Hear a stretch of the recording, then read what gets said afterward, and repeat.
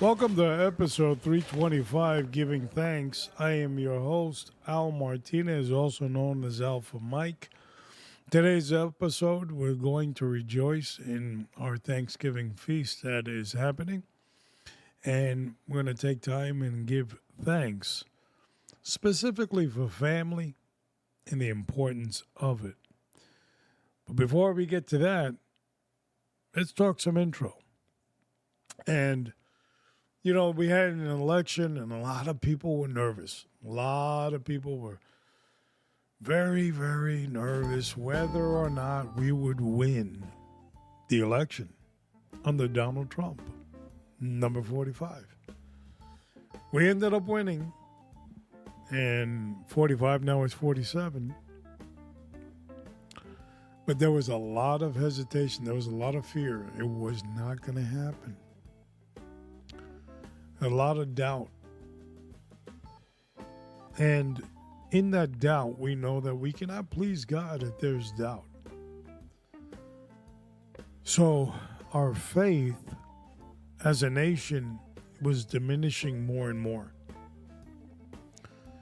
Our faith that we would get out of what?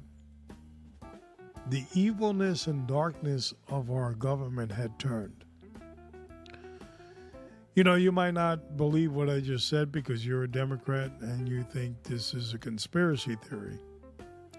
That's your right to think that. But open borders, high taxation, killing babies aborted up to the 9th month, doing sex operations for small children. It's all crazy. I don't see the goodness in any of that. So, in my humble opinion, I'm going to call it evil. And the election that just passed on November 5th, in my opinion, was good triumphing over evil. And we have to give thanks for that. A lot of Americans bonded together from all over around the country. Black, white, Hispanic, Asian, straight, gay, Christian, Jew, Muslim. It didn't matter. They all started doing their little dance that 47 was going to win. And he did. So it only takes that one person to start the dance. And then everybody else follows. And that's how we got to the victory. It's important that we know that we are going to be victorious. And our families have and continue and should continue supporting us. So let's turn to the Word, and we're going to go straight into that. And we're going to find that in Ephesians chapter 1, verse 16. And it says, I have not stopped giving thanks for you, remembering you in my prayers. I have not stopped giving thanks for you and remembering you in my prayers. That's going to be our opening, and I'll get back to that more in a second. If you are looking for gun training in the Tampa Bay area, you can hook up with us at RaiderCopTac.com. That is RaiderCopTac.com. And we will teach you from intermediate, either beginner, intermediate, advanced, in all types of evolutions, such as pistol, revolver, shotgun. And we have some pretty good stuff on shotguns that we're going to be talking about. Automatic ones. That's coming in 2025. And rifle. And we live in times that where self-protection is a must. So Raider Cop TAC, TAC.com. Give us a call if you're in the Tampa Bay area or on the west coast of Florida, and we can help you out. Also, you can hear all our podcasts from number 1 to number 325. And you can hear those on RaiderCop.com. RaiderCop.com. You can call us at 813-942-7400. That's 813-942-7400. And leave us a message if you want to talk to us. Or send me an email or the team at Raider Cop Podcast, all one word, lowercase, at proton.me, M-E. All right. So we read that verse, Ephesians 1:16, and that's going to be our theme. So, without any further ado, it's time to get the small bus, get that boys out of the bus, and we're going to start the main event. Episode 325, giving thanks. If you're on the video, we'll hook up with you in a second. You're listening on audio. It's time to get the short bus. See you downrange.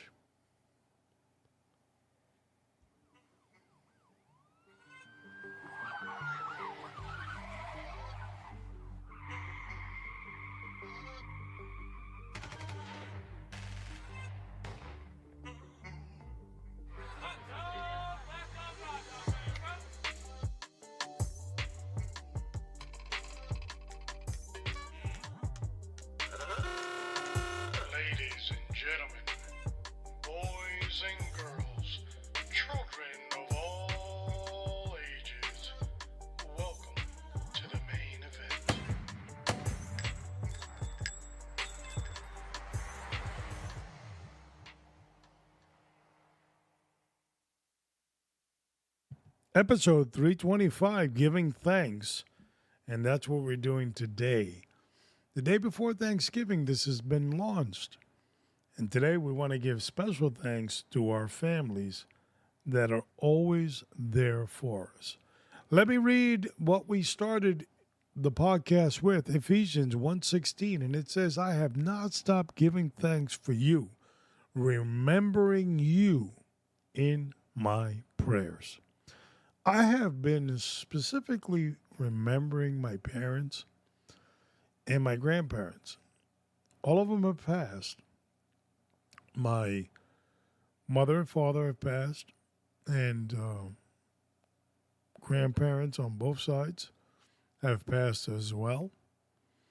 And I was fortunate in my upbringing because, there's a lot of people out there that they grew up in broken families. They didn't have two parents, and it was rough. I was fortunate that I did have mother and father and grandparents, and I like to say, raised by three men, which would be my father and my two grandfathers. And it made me the person I am today. I give thanks that I was blessed to have that. Today, not a lot of people have that type of support mechanism in their family. The men are absent. For whatever reason, we can blame whatever entity you'd like to blame. I'll leave that up to you. Has removed the man from the family. The nucleus of the family has been destroyed. And that structure of family that existed in America has been eroded every year worse and worse. And I've been really thinking about my upbringing and how fortunate I was. And, we weren't very rich, but we didn't really, the poverty, we did well. We did well. My mother did not work. That's almost an impossibility. Let me repeat that again. My mother did not work. She was a housewife, stayed at home. My grandmothers did not work. This is almost an impossibility in today's society. And I give thanks to that. When I got out of school, my mother was home. My grandmother was there. Not like a lot of kids today. They show up, pinning their lock mechanism to their house as their mother or father. If they're lucky, they're both there. If they're not, just one of them, will see them on a doorbell camera entering the house and safely locking the door. The kids are pretty much raising themselves. It's no fault of the kids, and it's no fault of the parents. They don't have an answer for why they're in the situation they're in. But today I want to give thanks. And you might have a similar situation you want to give thanks. Maybe you didn't have the full family unit like I'm stating I did. But you had a very important family structure. There was that one family structure that got you through life. And as a result, you're a better person because of it. That's worthwhile to give thanks. And it's not only that you can give thanks for somebody that has impacted your life and who you are today. It's also, have you impacted anybody's life? I know I have. A lot of people. And I give thanks because God has allowed me to be in that position as well. And those are big responsibility. I give thanks that I am of sound mind. I'm an able body. Up to now, I have been blessed. As the scripture says, up to now. Thanking God every step of the way. Yeah, of course, we'd like to be a little bit better Christians than we are. Some of us more than others. But that's a work in progress that you start, that you have to do, that you have to journey your life through. I'm extremely fortunate, not only for my family, which is my parents. I told you about them. My grandparents. Learned so much about them. And I remember towards the end of my dad's life, I asked him a lot of questions while he was in the hospital. For about 3 or 4 years of the end of his life that he was sick, I would spend every day, every night, speaking to him on the phone. Or if I traveled to see him, I'd be with him. And we spoke a lot about who I was. What is my family? Where do they come from? And I will never forget those sessions and those moments of listening to him. My dad, by trade, was a dental technician in the dental field. In New York, growing up, he had a dental laboratory and a dental supply store. A guy that came to this country in 1960 with a couple of dollars in his pocket, and I think he said that he was fluent in English with one sentence, ham and eggs. That's all he knew how to say. Towards the end of his life, he told me, I've spent more years of my life in this country than I did in my own. Therefore, this is my country. My father saw himself as an American citizen. I remember the first election. Listen closely. The first election that my mother voted in. Not in this country, in her life. She told me that. And it was for Ronald Wilson Reagan.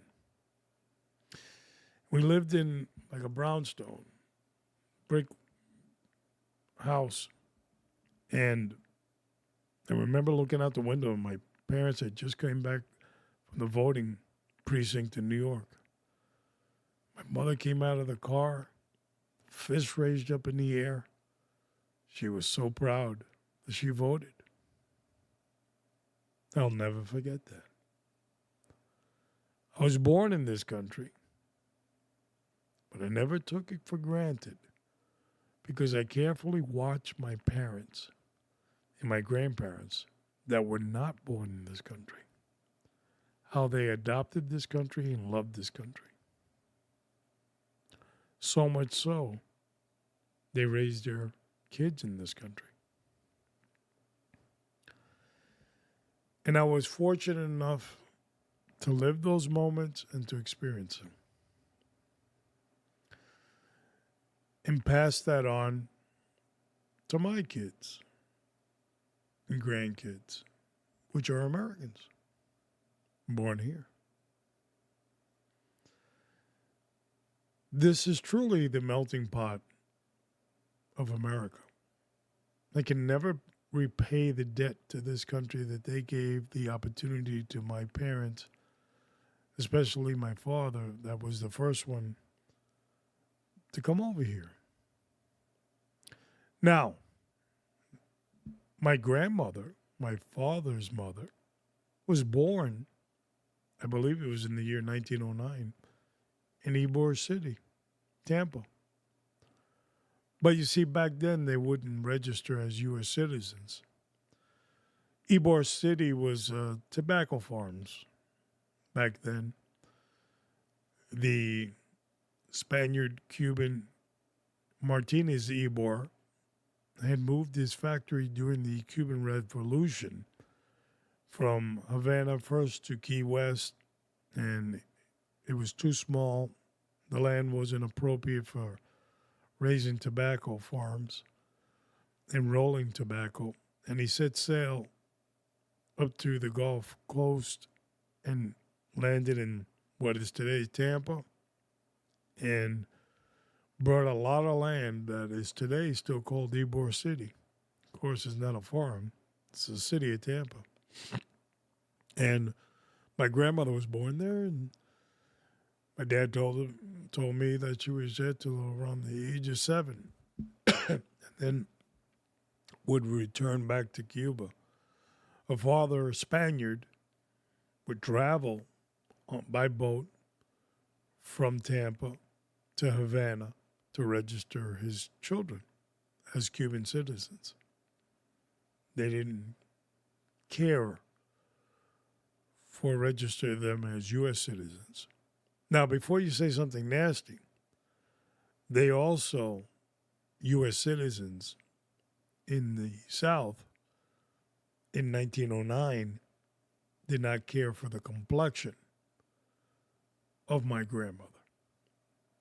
Like, my great-grandfather was white, Spaniard. but he wasn't interested. He registered his kids in Havana, Cuba. But his wife was of African descent. So it wasn't warm and fuzzy back in 1909 with, oh, welcome to America. God bless America. But I'm grateful. My grandmother would go to Cuba, and she would eventually, as an old lady, return back to America because of the graciousness of this country. So I give thanks for all that, and I give thanks that here I can worship freely. If I would have been in Cuba with my parents and they did not leave, I would have been raised in a communist country without these opportunities I have today.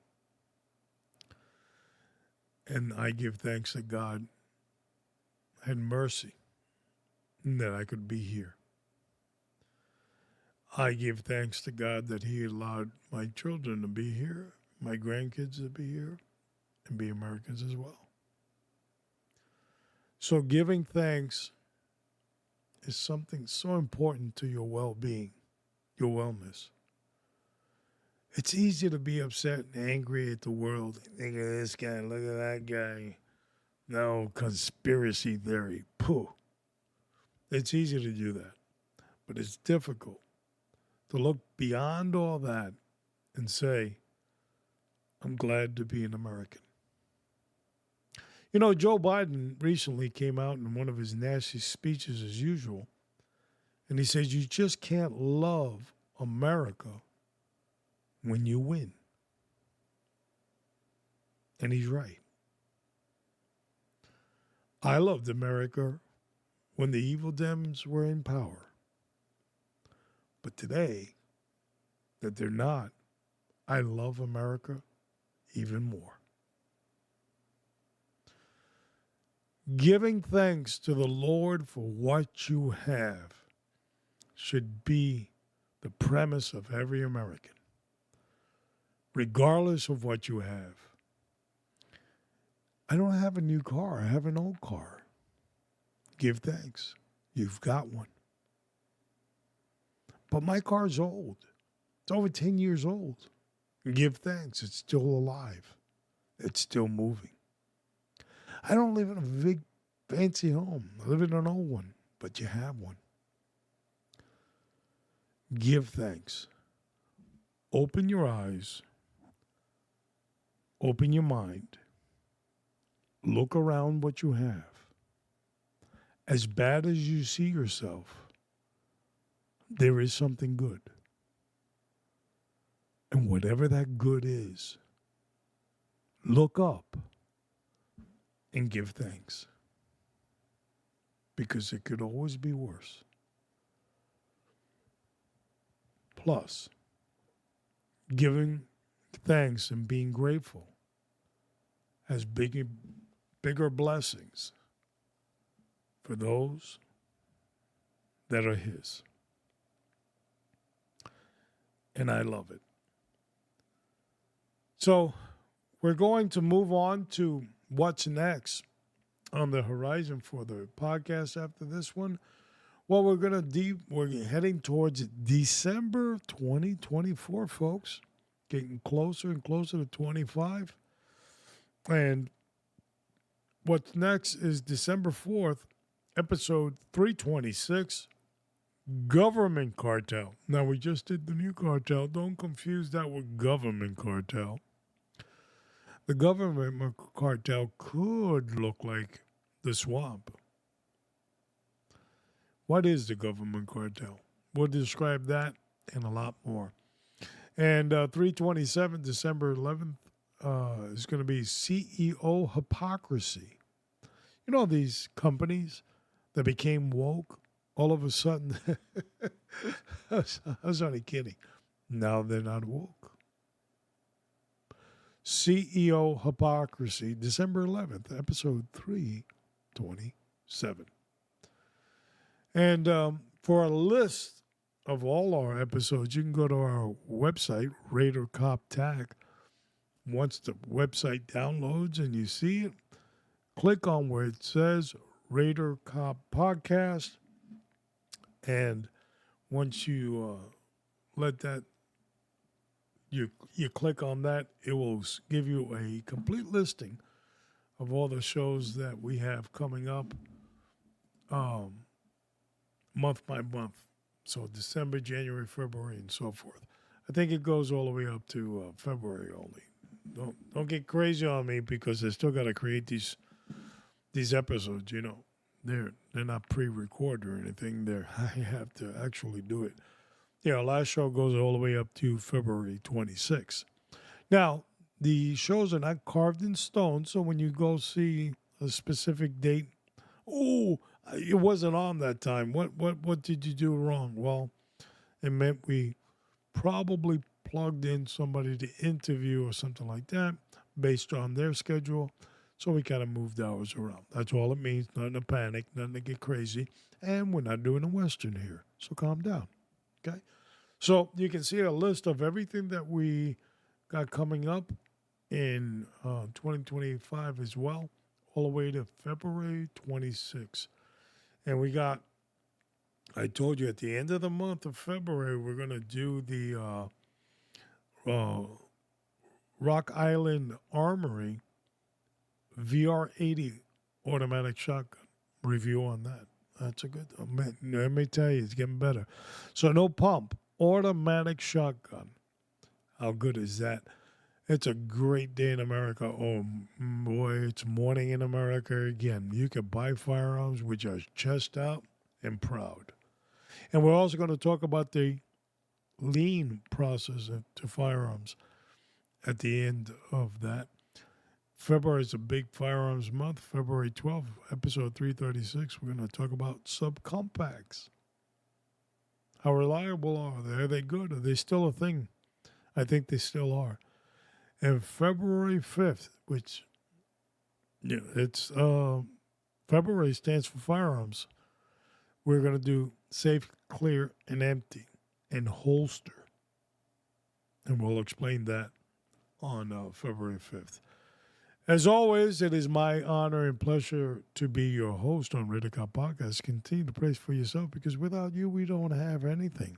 Continue to pray for your family, your community, your law enforcement agencies that serve you.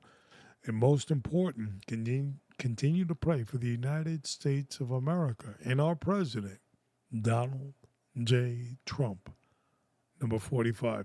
This is Alpha Mike, and I will see you downrange.